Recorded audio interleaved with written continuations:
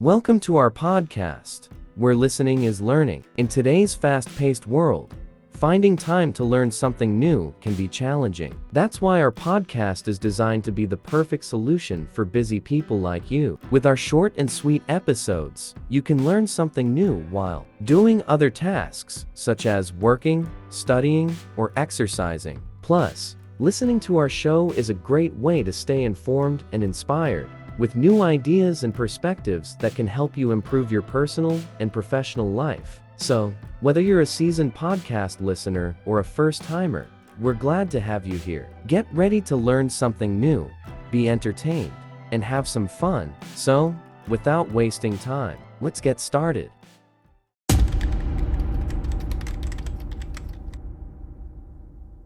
Everyone, welcome back to the Purpose Podcast, where listening is learning. Today, we're going to be diving into a topic that many of us struggle with, focusing on one thing at a time. And to help us explore this topic in depth, we have a special guest with us today. Welcome, John Williams. Thank you for having me. It's a pleasure to be here. As you mentioned, I'm a productivity expert and author, and I've spent the last decade studying the science behind concentration and focus. I've worked with individuals and companies alike to help them develop better concentration skills and improve their overall productivity. I'm excited to be here today to share some of my insights and strategies on how to focus on one thing at a time. So, John, let's start with the basics. Why do you think it's so difficult for people to focus on one thing at a time? Well, there are a lot of factors that come into play. One of the main reasons is that we live in a world that's constantly buzzing with stimuli. Between our phones, social media, email, and work responsibilities, it can be difficult to zone in on one task without feeling distracted or pulled in multiple directions. That makes sense. So what's the first step in overcoming this challenge? One of the most important things to do is to prioritize. Instead of looking at your to-do list as a whole, focus on the one or two most important tasks that need to be completed first, then.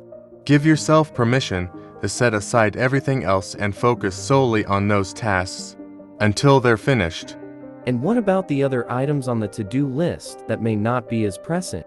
For those tasks, it can be helpful to schedule specific time blocks throughout the day to work on them. This way, you're still making progress, but you're not constantly being pulled away from the most important tasks at hand. That's a great strategy. Now, what do you do when you find yourself getting distracted despite your best efforts to prioritize and schedule? The first thing I would recommend is to take a step back and ask yourself why you're getting distracted. Is it because you're feeling overwhelmed? Or maybe you're feeling bored or unmotivated? Once you identify the root cause, you can start to develop strategies to combat it. Can you give us some examples of these strategies? Sure, if you're feeling overwhelmed, it can be helpful to break your tasks down into smaller, more manageable pieces. This way, you're not trying to tackle everything at once. If you're feeling bored or unmotivated, try changing up your environment or adding some variety to your tasks. And, of course, it's always important to eliminate distractions as much as possible. Put your phone on silent, close unnecessary tabs on your computer, and find a quiet space where you can work without interruptions. Those are all fantastic tips. Now, what about mindfulness and meditation? How can they help us stay focused? Mindfulness and meditation can be incredibly helpful in training your brain to stay present and focused on the task at hand.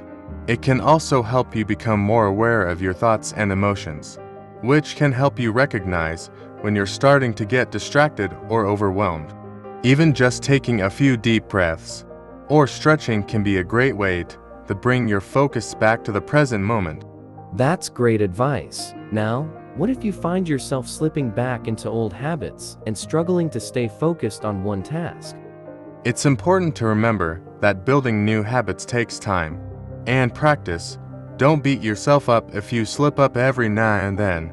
Instead, use it as an opportunity to learn and adjust your approach moving forward. And always remember to give yourself grace and patience along the way. Well said, John. Thank you so much for sharing your insights and strategies. Thank you for listening to today's podcast on how to focus on one thing at a time. As the writer and philosopher, Ralph Waldo Emerson, once said, "Concentration is the secret of strength." We hope that you found this conversation helpful and insightful in developing your concentration skills.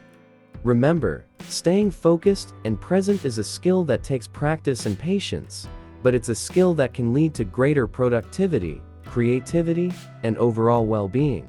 So the next time you find yourself struggling to stay focused, try implementing some of the strategies that we discussed today. And as always, thank you for tuning in, and we'll see you next time. Until then, this is Mike and John, signing off.